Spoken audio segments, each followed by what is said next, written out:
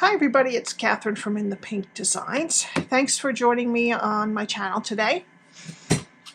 Today I have a request from one of my lovely followers, Karen. All my followers are lovely, thank you. She wanted a box that would fit a regular sized candy bar. So I made this. This fits a Snickers, which will fit also a Milky Way. I made it a little bit wider and a little bit longer so that you could get maybe a Three Musketeers and something a little bit higher, just so that's a little versatile. And also, we could fit in here 2 of the fun size, maybe 4, because I don't know if I have 4. I have 3, let's see. I think, yeah, you could fit 4. It depends on how puffy they are, but they don't really make them that puffy anymore. They're pretty small. I used the Cutest Halloween bundle. I used the Cutest Halloween stamp set along with the Halloween punch, which you can get at a discount when you get them together.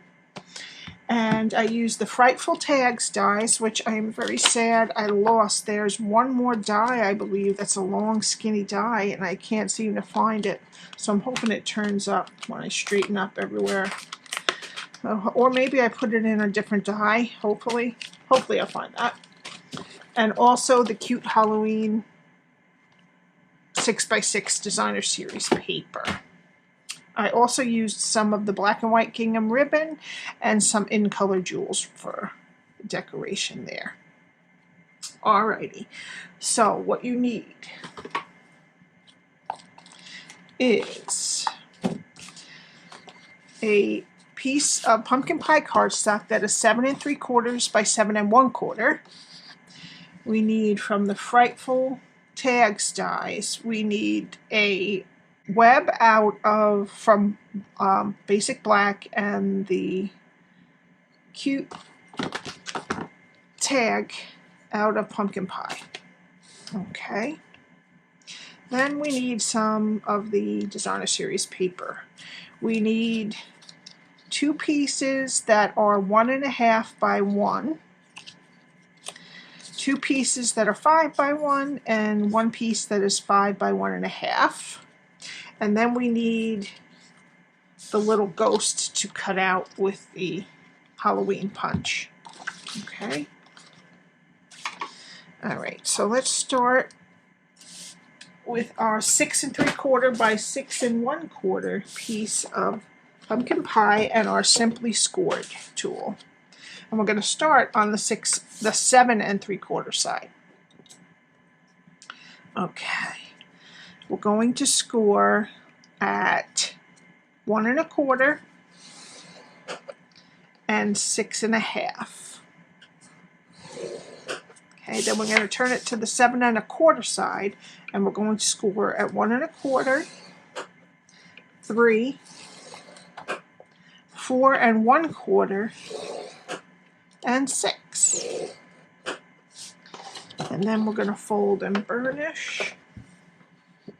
Now, if you're new to paper crafting, I don't know even if I've ever said it, you fold it towards the bump, okay? So this was the side we scored it with, and we're pushing down some of it. That's the side we want to fold it to. And then reinforce it with your bone folder. Okay, don't forget about Celebration going on right now. There is free products in the Celebration catalog for every $50 that you spend. And if you join during Celebration, you get an extra bundle, and you can get $125 worth of products for $99 plus free shipping, which is really a good deal. Alrighty, so we're going to set it up as we have the 1 1/4 strip on the left and the right, and also on the top and bottom. We want to start it with, let's go this way. We want to start it with the 7 1/4 side going like this. Okay, so this piece is this side 7 1/4, this side 7 1/4, and this side goes to 7 3/4. So the shorter side's on this way. Okay. And what we want to do is this. It's really This is pretty simple box. The cutting is not hard at all. Just basic rule, keep the rectangle sides straight and wedge into the squares. All right, so we're going to start on the bottom left, but you could start on either side. And I'm going to cut the side of the rectangle straight and then wedge a little bit out of each side of the squares. Okay, move over to the other side of the rectangle, cut it straight. This rectangle side, cut it straight, and then wedge the side of each square.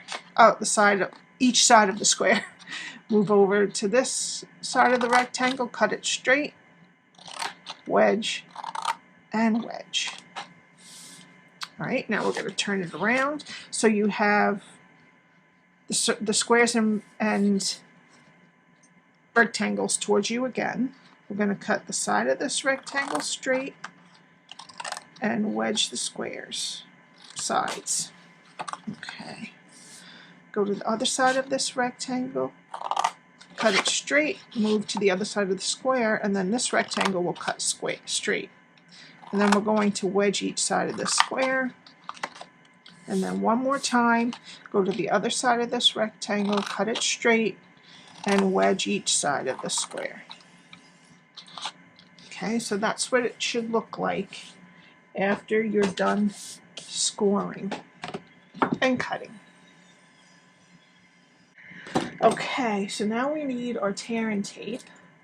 And what we're going to do is we're going to put tear and tape on every square.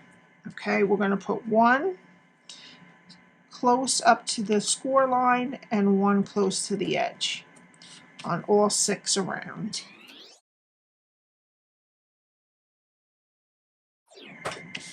Okay, then I'm going to get take your pick tool, and you can start on either side. We're going to make the bottom of the box first, which is this part. Okay, so we're going to just connect 2 sides to the middle for the bottom. Okay, so let's just do one part at a time, and we're going to put these 2 strips here towards the middle. So now we're putting the tape on the outside, the side that this is the inside, the part that it folds into. We wanted them on the outside, so the back. Okay, so now what we want to do is we're going to take this line here above the tape and make it straight with this line on this rectangle. Right, so we just fold them, and there we go. Okay, now we're going to do this side. This line with this rectangle. All right, so that's half of the bottom of the box. Now we'll go on to the next set.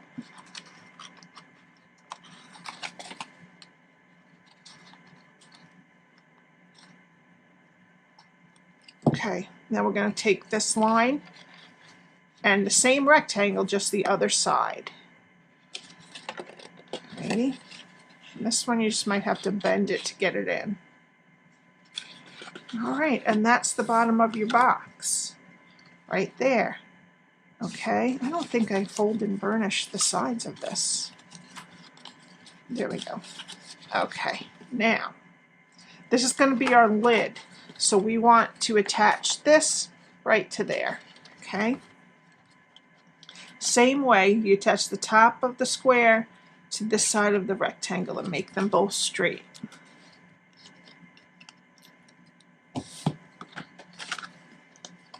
And the take your pick tool is a real nail saver. Not that I have long nails, but it helps them not to be real stubby because I'm not using them to pick the tape. All right, and that's it.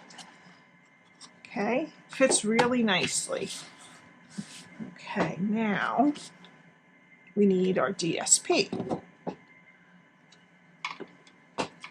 Just the rectangles. Oops, sorry. Okay, so the biggest piece is going to go right on the top like this. The skinnier long ones are going to go on the 2 long sides, and the small ones are going to go on the 2 short sides. Pretty self-explanatory. Alrighty, and I'm going to use liquid glue.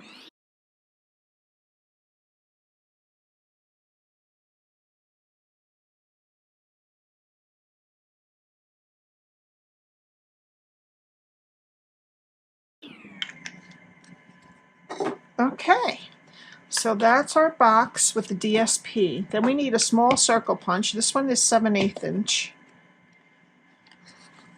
And I'm just going to guesstimate the middle and just take like a half moon out. And this just helps the recipient see where to put their finger to open it.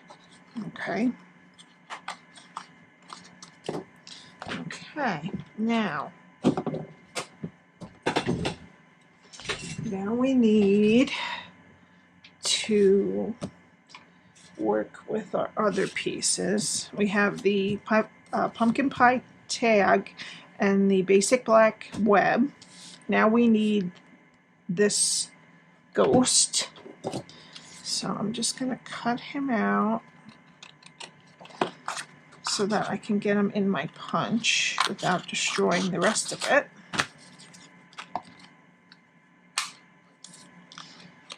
I'm just going to stick it in.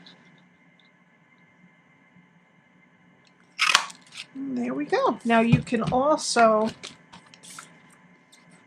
stamp this too. Alrighty, you don't have to have the DSP, you can just use the stamp set. Alright. Okay, now we have all this. Now we need to do some stamping. And I'm going to use my Memento black ink. And I am this days old, when I learned to store my Memento like this, like all the other Stampin' Up pads are, because I kept re-inking my Memento thinking I needed a new one. And then I'd set it down like this. And I felt like it was never inked because all the ink was going to the bottom. So now I store it like this, just in case any of you guys are this days old when you realize that. Probably not, just me. Alright, so I'm using the Hey Boo from the Cutest Halloween. And I'm going to center it up and down, but I'm going to move it all as far over to the right as I can. And if you don't get it exact, it's okay because there's going to be things around it that we can adjust. Alrighty. Now what we want to do first is about guesstimate where we want the web. So I had the web hanging off pretty equally on each side. So it's about right where this ghost ends, but you could also put a little pencil mark there if you want to. And I'm just going to put a dot here. And then maybe just a little bit around just to steady it until I get the dimensionals on top from the other ones. All right, I'm just going to put it right next to that ghost with about the same amount sticking off the top and the bottom. Okay, and then I'm going to put down the Hey Boo, and I'm going to use some dimensionals.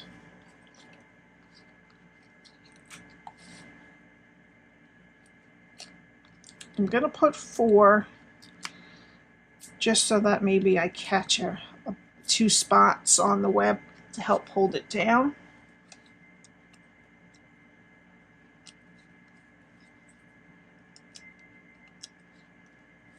Okay, then I'm just going to kind of put it where I think the edge of this is the same from the side of the paper to that as the edge of the label.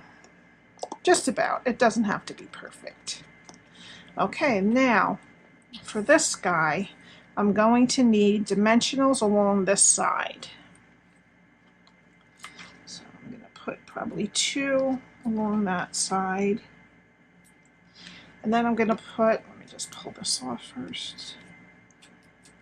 I'm going to put some liquid glue just along right here where I think it will touch the label. I'm just going to put him right here. I might have spread this out a little bit. Yeah, I spread it out a little bit more, but that's okay. It's not a big deal. Alrighty. Then I'm going to get our black and white gingham ribbon and I'm going to tie it the smallest bow I can.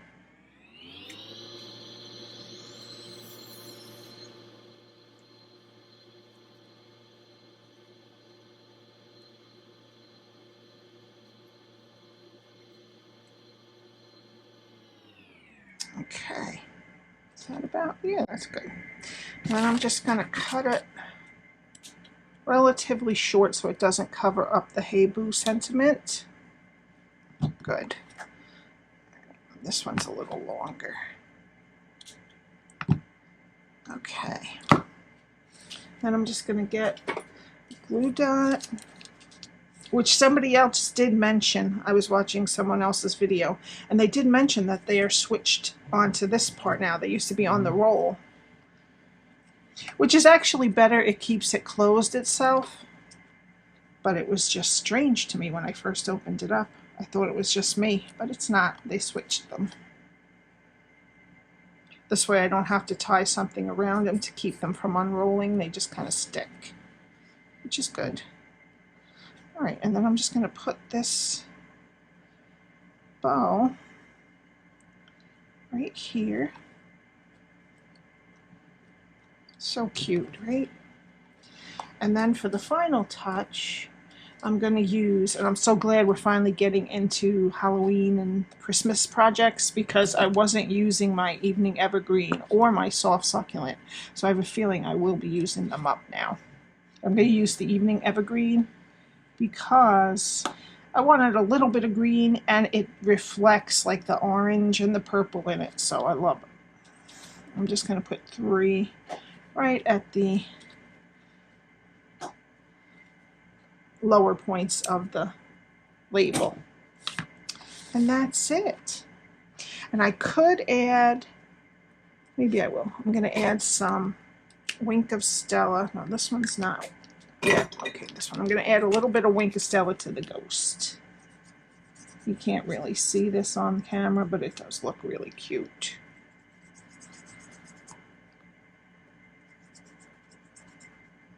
Okay. And that's it. Thank you so much for watching my channel. And if you need any supplies from Stampin' Up, you can buy them through me at the address at the top of the screen, KatherineTiemann.stampinup.net. And if you're new here, please subscribe and hit the like button if you liked my project today. Thank you so much, and I will see you next time. Bye.